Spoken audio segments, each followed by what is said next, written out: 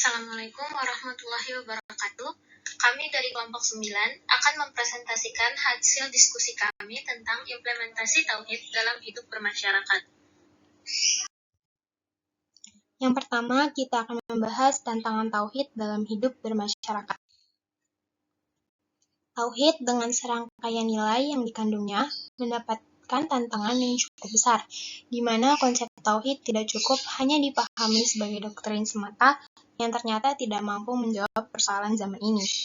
Sebagai Muslim, tidaklah cukup kalimat tauhid tersebut hanya dinyatakan dalam bentuk ucapan atau lisan dan diyakini dalam hati, tetapi harus dilanjutkan dalam bentuk perbuatan baik, seperti dalam di bawah ini. A'udzubillahi minasyaitonirrajim.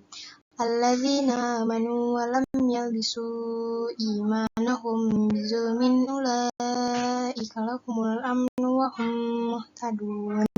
Yang artinya, orang-orang yang beriman dan tidak mencampur adukan iman mereka dengan kezaliman atau syirik, mereka itulah yang mendapat keamanan dan mereka itu adalah orang-orang yang mendapat petunjuk. Quran Surat Al-An'am ayat 82. Karena di Indonesia mayoritas adalah Muslim, maka implementasi sikap hidup tauhid sangatlah dituntut dari setiap Muslim dalam menyehatkan sistem dan memberdayakan rakyat di berbagai aspek kehidupan, baik di bidang politik, ekonomi, budaya, dan aspek kehidupan penting lainnya. Umat Islam secara kolektif dan orang-orang Islam dituntut untuk menjadi teladan yang terbaik dalam mempraktikkan kehidupan dan membentuk bangunan sosial yang salih sebagai pancaran sikap hidup tauhid. Tidak jarang terjadi kecenderungan secara formal seseorang itu bertauhid dalam artian tidak menjadi musyrik, tetapi dalam kehidupan sosialnya mempraktikkan hal-hal yang bertentangan dengan esensi makna tauhid seperti sikap sombong, takabur, dan lainnya. Yang kedua, tauhid sebagai fondasi hidup bermasyarakat.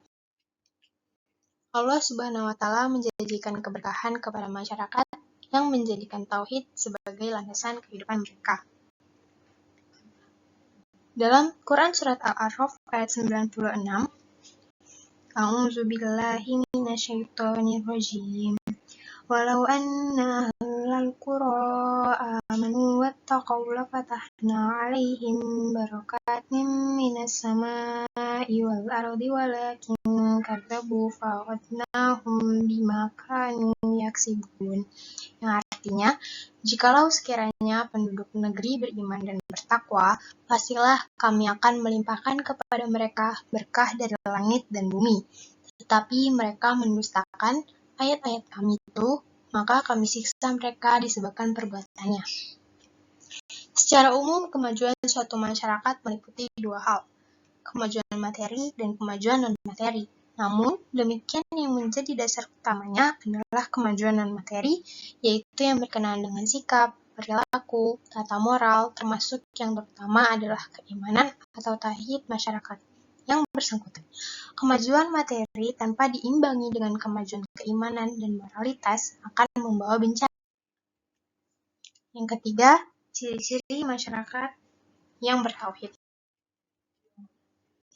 Masyarakat yang bertauhid adalah masyarakat yang menjadikan keimanan kepada Allah Subhanahu wa Ta'ala sebagai dasar utama kehidupan dan kebersamaan mereka. Yang pertama, beriman kepada Allah Subhanahu wa Ta'ala.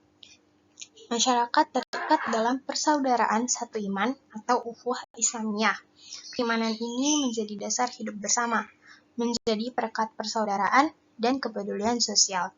Kelompok ini harus menjadi teladan kebaikan atau khairu ummah bagi orang lain, termasuk bagi non-muslim yang tinggal bersama di wilayah tersebut. Keimanan harus menjadi pilar utama dalam mengarahkan visi hidup sekaligus mengayomi orang lain, atau rahmatan lil alamin. Yang kedua, saling kenal.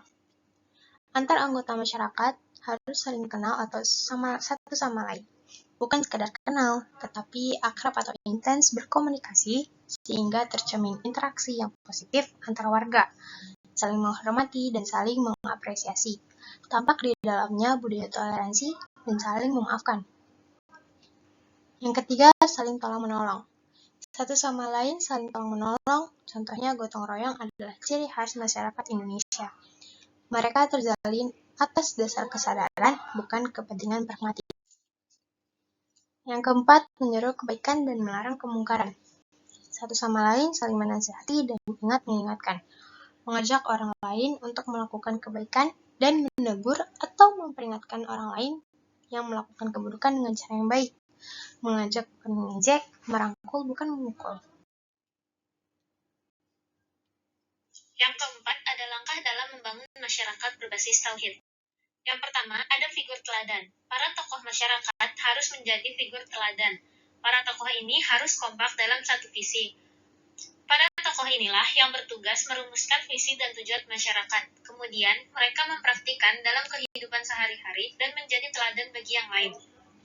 Yang kedua, ada sosialisasi dan penanaman nilai. Pada tahap ini, para tokoh masyarakat memberikan pemahaman atas arti pentingnya tauhid dalam kehidupan. Kemudian melibatkan mereka dalam kegiatan-kegiatan keagamaan dan kemasyarakatan. Selanjutnya ada pembiasaan dan pembentukan karakter. Tahap ini adalah kelanjutan dari tahap sebelumnya. Pada tahap ini, masyarakat dilibatkan dalam kegiatan-kegiatan keagamaan dan kemasyarakatan secara intens. Dibuatkan agenda dan jadwal rutin agar semua agenda itu menjadi rutinitas masyarakat. Selanjutnya ada reward dan punishment. Beri penghargaan bagi masyarakat yang berkontribusi aktif dan menjadi teladan dalam kegiatan masyarakat. Sebaliknya, beri sanksi bagi mereka yang melanggar. Namun, harus diupayakan lebih banyak penghargaan dan meminimalkan sanksi. Kalau terpaksa ada sanksi, berikan sanksi yang mendidik dan menimbulkan kesadaran, bukan sanksi yang mempermalukan dan menimbulkan dendam.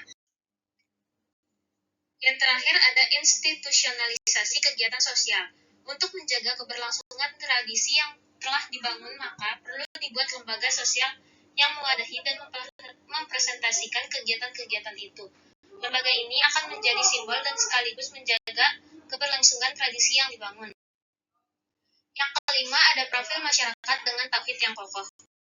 Pribadi muslim yang dikehendaki oleh Al-Quran dan Sunnah adalah pribadi yang soleh. Pribadi yang sikap, ucapan, dan tindakannya terwarnai oleh nilai-nilai yang datang dari Allah Subhanahu wa Ta'ala. Bila disederhanakan sekurang-kurangnya, ada 10 profil atau ciri khas masyarakat dengan tauhid yang kokoh. Yang pertama ada salimul akidah atau akidah yang bersih. Yang kedua, sahibul ibadah atau ibadah yang benar. Yang ketiga ada matinul khuluq atau akhlak yang kokoh. Keempat, qawiyul ismi atau kekuatan jasmani.